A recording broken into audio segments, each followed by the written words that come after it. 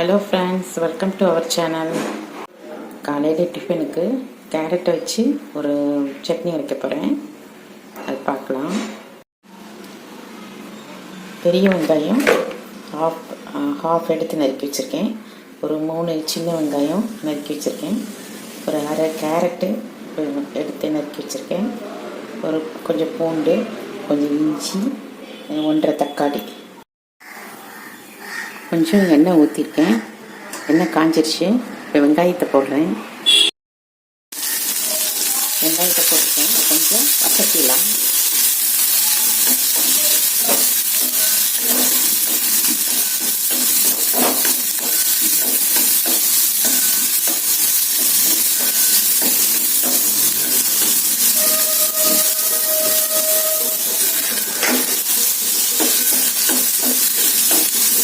பூண்டு போடுறேன்.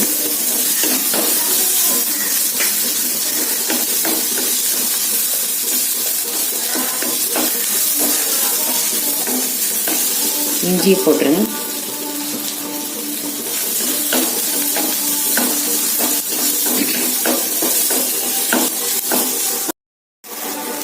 காஞ்ச மிளகாய் போடுறேன். பச்சை மிளகாய் வேணாலும் போட்டுக்கலாம். காரத்துக்கு தகுந்த மாதிரி மிளகாய் 1-2 போட்டுக்கலாம். கேரட் போடுறேன். கேரட் கொஞ்சம் கூட போட்டுக்கலாம். கருவேப்பிலை இருந்தால் கருவேப்பிலை, கொத்தமல்லி போட்டுக்கலாம்.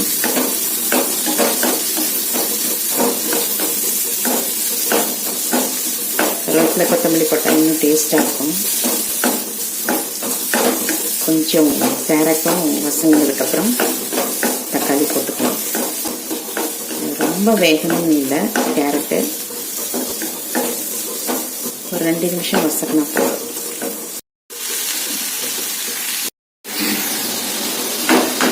தக்காளி போட்டுருக்கேன். தக்காளி ஒரு அரை நிமிஷம் வசக்கினா போதும். ரொம்ப வசக்க வேண்டாம்.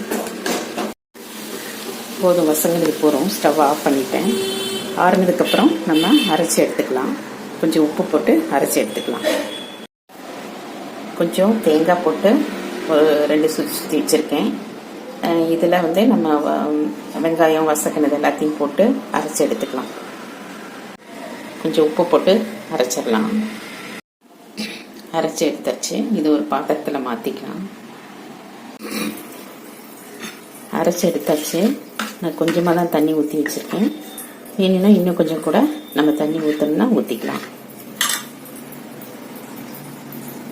கொஞ்சம் தாளித்து எடுத்துக்கலாம். எண்ணெய் ஊற்றிருக்கேன். கொஞ்சம் கடுகு போடுறேன்.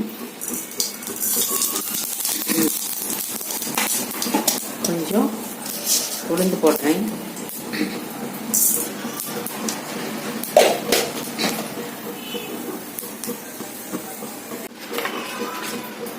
உளுந்து சமைச்சு அதில் ஊற்றலாம்.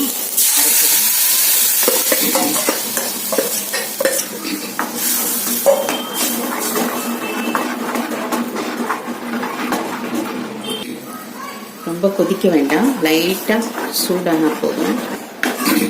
பச்சை வாசம் இருந்தால் அது போகிறதுக்கு. சூடாயிடுச்சு. ஆஃப் பண்ணிடலாம். ஸ்டவ் ஆஃப் பண்ணிடுறேன். கேரட்டு போட்டு செய்கிறதுனால ரொம்ப டேஸ்ட்டாகவும் இருக்கும், டிஃப்ரெண்ட்டாகவும் இருக்கும். இட்லி, தோசை, சப்பாத்தி எதுக்கு வேணாலும் தொட்டுக்கலாம்.